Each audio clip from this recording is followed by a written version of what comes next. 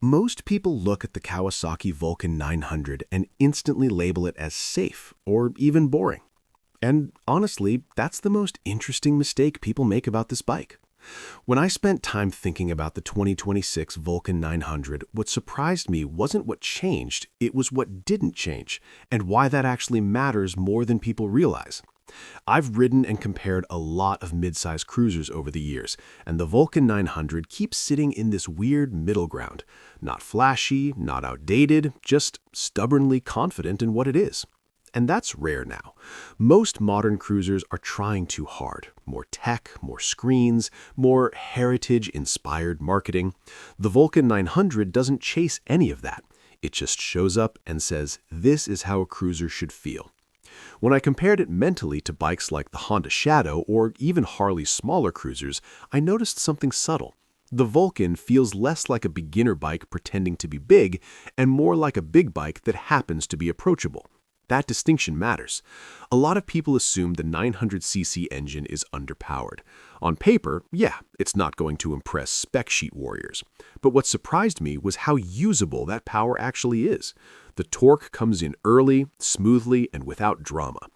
You don't need to rev it, you don't need to plan every overtake, you just roll on the throttle and the bike responds like it understands what you want. Most people miss that.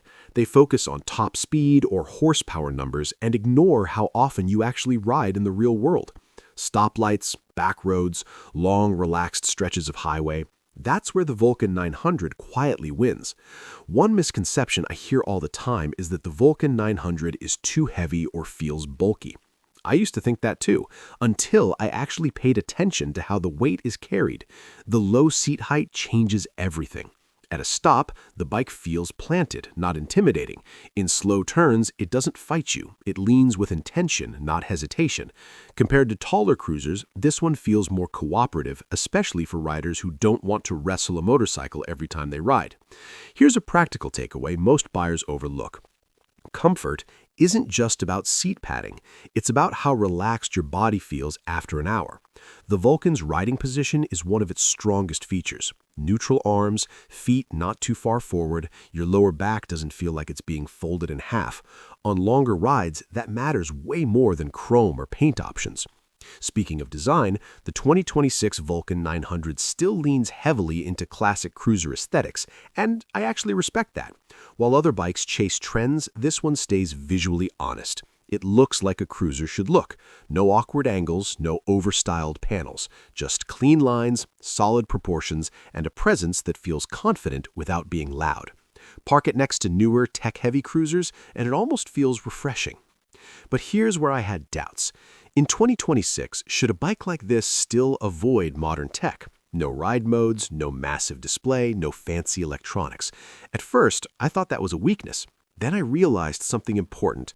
The Vulcan 900 isn't trying to be part of the arms race. It's for riders who want fewer distractions, not more. Most people don't talk about how overwhelming modern bikes can feel. Alerts, menus, settings. Sometimes you just want to ride. And that's where this bike shines. Another mistake buyers make is assuming the Vulcan 900 is only for beginners or older riders. I don't buy that. This bike fits a specific mindset, not an age group. If you value smoothness over aggression, consistency over novelty, and comfort over constant stimulation, this bike makes sense, regardless of how long you've been riding. When I compared it mentally to bikes like larger cruisers, something stood out. Bigger doesn't always mean better. Bigger often means heavier, hotter, and more tiring over time. The Vulcan 900 feels like the sweet spot.